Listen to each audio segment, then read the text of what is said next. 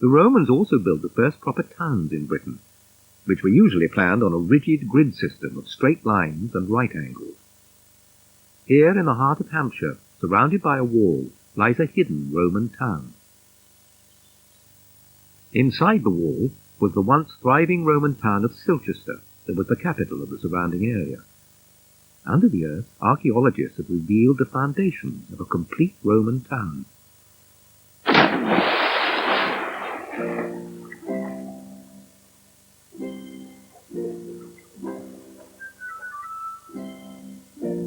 This original Roman bath is fed with hot water from an underground spring that still travels through a lead pipe installed by a Roman plumber.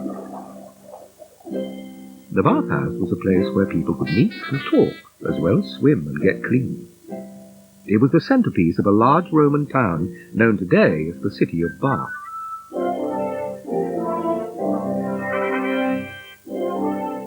Today's city of Bath has been built over the top of the Roman one, but the bathhouse has been excavated, and the hot water still bubbles up from the ground below.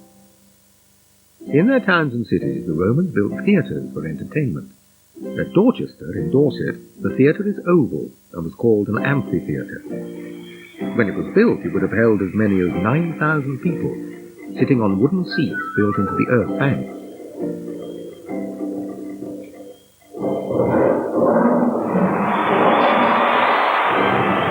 In the arena, armed combats, athletics, and beast hunts would have taken place. Most large Roman towns would have had some form of amphitheatre to entertain the crowd.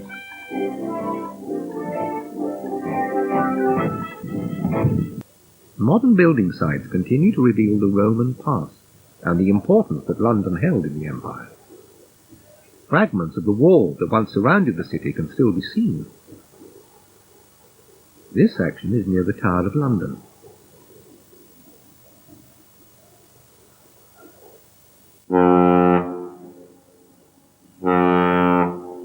Dover is an important port for crossing the Channel, just as it was during the Roman occupation. Roman galleys were busy crossing the sea carrying troops, as well as grain to feed the empire.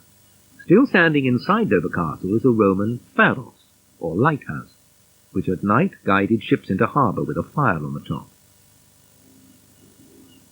The sea could also bring an invader, and the Romans built castles round the coast to protect this part of their empire.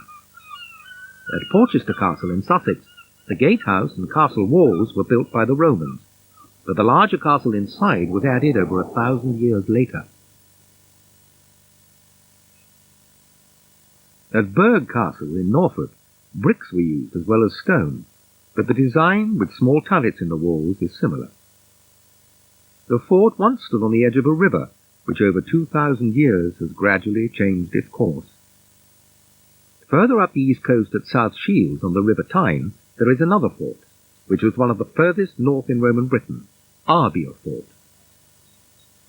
One of the main gates has been faithfully reconstructed on its original site to give an idea of its size and scale. It is now possible to imagine what the whole fort must once have looked like, with its high walls and towers surrounded by deep ditches to keep an enemy out. The Romans were on constant guard against invasion, not only from an enemy across the sea, but also from the Scots in the north, who were known to the Romans as the Picts. Out of these mountains and across wind-swept hills and moors, the Scots continually attacked the Roman army, who were trying to push north into Scotland. The Scots named them the Red-Haired Barbarians. The Roman Emperor Hadrian, on a visit to Britain, decided not to invade Scotland, but end his northern British Empire in a massive frontier barrier, Hadrian's Wall.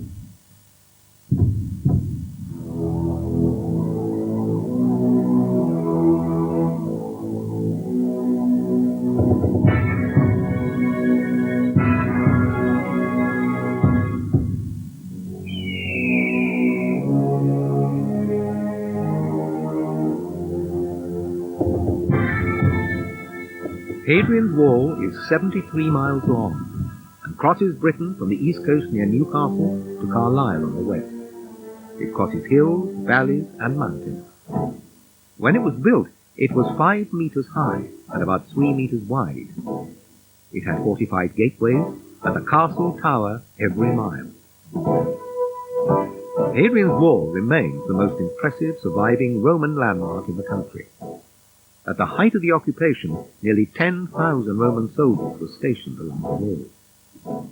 Looking out over the wild landscape of Northumberland, it is not hard to imagine Roman soldiers patrolling the wall on lookout duty 2,000 years earlier. The soldiers who were sent here would have lived in forts built alongside the wall. Houston is the best preserved Roman fort in Britain. It was also a dangerous place to be stationed, as the fort had to be rebuilt 3 times as a result of attacks from the Scots. From the air, it is possible to see the layout of the fort and understand how it worked. There were 4 gates to the fort, with the most defensive one on the north side, which formed part of Hadrian's Wall.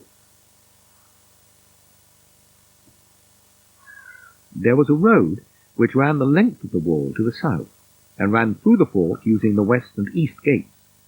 This was used to supply the fort with food and other goods, as well as move troops from along the wall. Housesteads could hold up to 1,000 soldiers, who lived in 4 large buildings, one in each corner.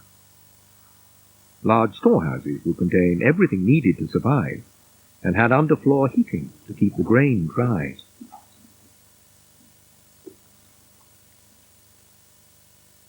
Alongside the stores was the headquarters block, where the fort was run from.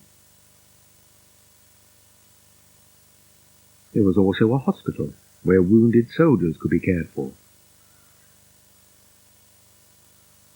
Next to it was the commander's house, which had a small central courtyard for privacy.